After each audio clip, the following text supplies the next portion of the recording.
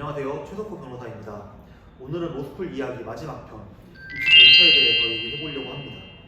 그 로스쿨에 입학하기 위해서 전에 말씀드렸던 리트 시험, 영어 시험, 그 다음에 학점 이런 거를 다 준비를 했다고 한다면은 이제는 어떻게 입시를 준비하면 되는지 또 궁금하신 분들이 있을 것 같은데요. 바로 설명 들어가겠습니다. 먼저 매년 7월 혹은 8월에 그 리트 시험이 시행이 되는데요. 여기에 응시해가지고 시험을 보면은 한 달 뒤에 점수가 나오게 됩니다. 이때 이 점수와 그리고 기존에 취득했던 학점을 고려해가지고 최대 2곳까지 로스쿨에 원서를 넣을 수 있습니다. 물론 이제 여담이지만은 우영 같은 경우에는 성적이 워낙 좋게 나왔을 거기 때문에 아마 망설이지 않고 서울대 한 군데만 넣었을 것 같긴 한데요. 근데 대부분의 학생들은 안전지약 한 곳, 그 다음에 상향지원 한 곳 이렇게 해가지고 2곳에 원서를 넣는 경우가 대부분입니다. 그러니까 저 같은 경우에도 그 리트 시험은 매우 잘 나왔지만은 학점은 로스쿨 준비생들에 비하면 낮은 편이었기 때문에 일단 제가 나왔던 학교인 연대 로스쿨에 상향 지원을 하고 다른 학교에 안정 지원을 하는 식으로 원서를 넣었습니다. 두 개의 로스쿨에 원서를 넣을 때 각 학교에서 요구하는 양식대로 자기소개서를 쓰면 되거든요.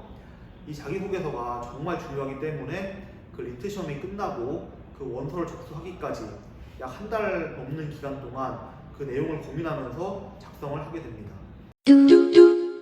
다만 자기소개서를 쓸 때 주위 가족이 어떤 일을 하고 있다 이런 서술은 무조건 금지되고 그대로 쓴다고 하면 탈락이기 때문에 주의를 하셔야 됩니다.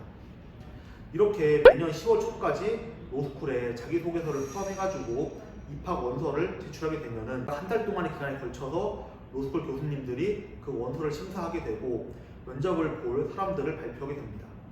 이때 면접을 볼 사람들은 합격 인원의 약 1.5배에서 2배 정도로 추려진다고 해요. 그러니까 한마디로 서류심사에서도 탈락하는 사람들이 꽤 있다는 얘기죠. 물론 그 서류심사 결과 나온 성적이 분명히 있고 또 등수가 있기 때문에 면접으로 순위가 좀 크게 변하는 경우는 거의 없다고 합니다. 근데 면접을 잘 보면은 역전의 가능성이 분명히 있기 때문에 면접 준비도 철저하게 하시는 게 도움이 되겠죠. 이렇게 면접은 11월 중순쯤에 진행이 됩니다.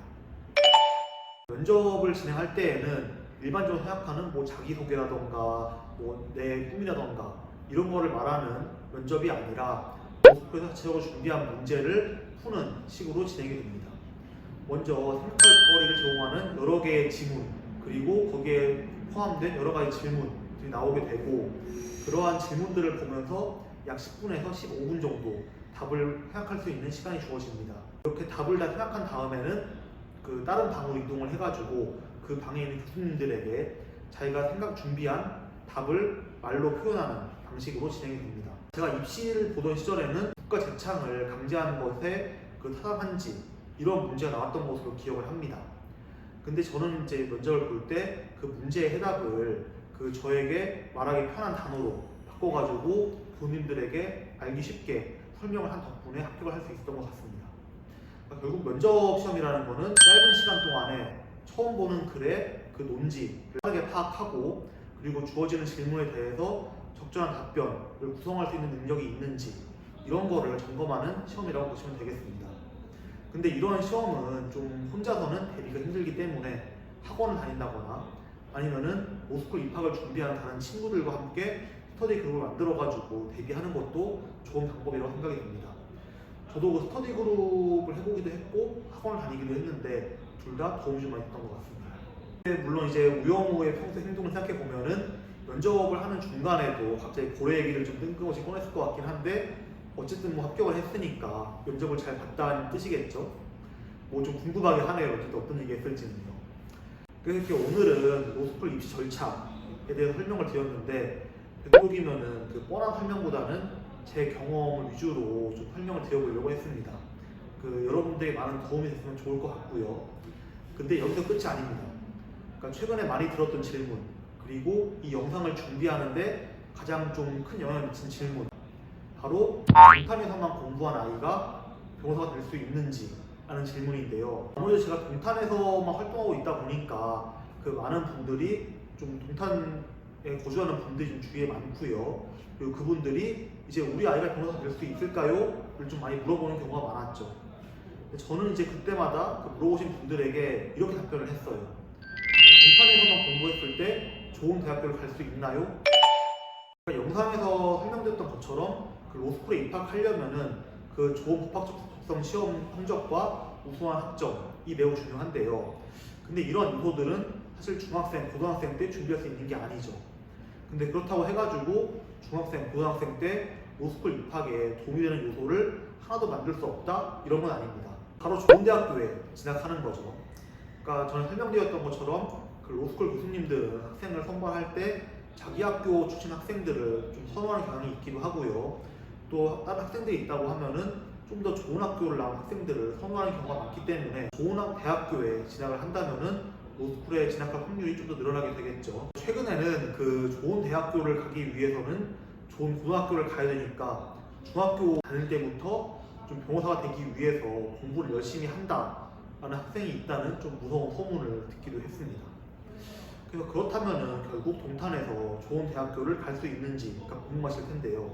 물론 이제 보는 분들에 따라서는 뭐 무슨 이런 생각을 다 해 라고 하는 분도 계시겠지만은 제가 어쨌든 많이 들어온 질문이기 때문에 한번 설명을 드려보려고 합니다. 저도 이제 대학 입시를 해본 입장에서 제 경험을 또 이제 말하지 않을 수가 없을 것 같은데, 공부를 했던 20년 전을 좀 생각한다고 하면은 동탄 신도시에서는 좀 좋은 대학교를 갈 가망이 좀 많이 없으니까 차라리 이사를 가셔라 라고 말을 했을 것 같아요. 근데 지금은 20년이 지났고요. 환경도 그만큼 달라졌겠죠. 저는 이제 20년 전인 중학교 2학년 때까지 수원에서 거주를 했었는데요. 당시 그 전교 20등 안에 들어갈 정도로 공부를 좀 웬만큼 하기도 했고, 또 동네 학원에서도 진도가 제일 빠른 편이었어요. 근데 중학교 2학년 때 강남 8학군으로 이사를 가보니까 어떻게 변했냐 하면은 바로 이제 머리는 좀 좋은 것도 같은데 주변 학생들에 비해서 학습이 1년이나 뒤처진 학생이 된 거죠. 거기다가 그 수원과는 달리 강남 8학군에서는 그 대학 입시를 준비하는 학원 강사들이나 그 학생들의 태도도 훨씬 좀 진지했던 것도 같고요. 그래서 저는 이제 그 뒤처진 선행학습 그 1년치를 따라잡기 위해서 그 중학교 2학년 겨울방학 때 정말 학원에서 문자 그대로 하루 종일 살면서 수업을 듣고 또 자율학습을 했는데, 저랑 같은 처지에 있는 학생들 중에서 자기가 공부를 왜 하는 거지? 이런 식의 의문을 품거나 공부를 대놓고 하기 싫어하는 학생들은 좀 보기 힘들었더라고요. 그 때문에 그 중학교 2학년이라는 어린 나이였지만은 왜 강남 8학군이 좀 공부 쪽으로 유명했는지 체감을 할 수가 있을 정도였죠. 그러니까 이렇게 20년 전만 해도 서울과 지방의 그 진도 차이나 마인드 차이가 좀 굉장히 컸던 것 같고, 또 특히 그 선행학습이 중요한 수능이 대학 입시를 준비할 때 매우 큰 비중을 차지했기 때문에 좀 지방에서는 좋은 대학에 진학할 가능성이 많이 낮긴 했죠. 근데 요즘은 선행학습이 중요하다는 수능도 사실 대학 입시에 있어서 그렇게 큰 비중을 차지하는 것 같지도 않고요. 또 요즘은 인터넷 강의라던가 이런 걸 통해서 선행학습이 얼마든지 가능해졌죠. 특히 무엇보다 요즘 동탄 신도시를 좀 지나가다 보면은 그 대치동 유명 학원의 분점 이런 것들을 정말 흔하게 볼 수 있을 정도로 학교의 환경이 조성이 정말 잘 되어 있죠. 뿐만 아니라 특히 학부모님들의 자녀 교육에 대한 열정도 좀 엄청나기 때문에 사실 제 개인적인 판단으로는 동탄 신도시도 무슨 분위기라던가 인프라 이런 걸 봤을 때 강남 8학군에 밀리지 않는다라고 생각이 들기도 합니다.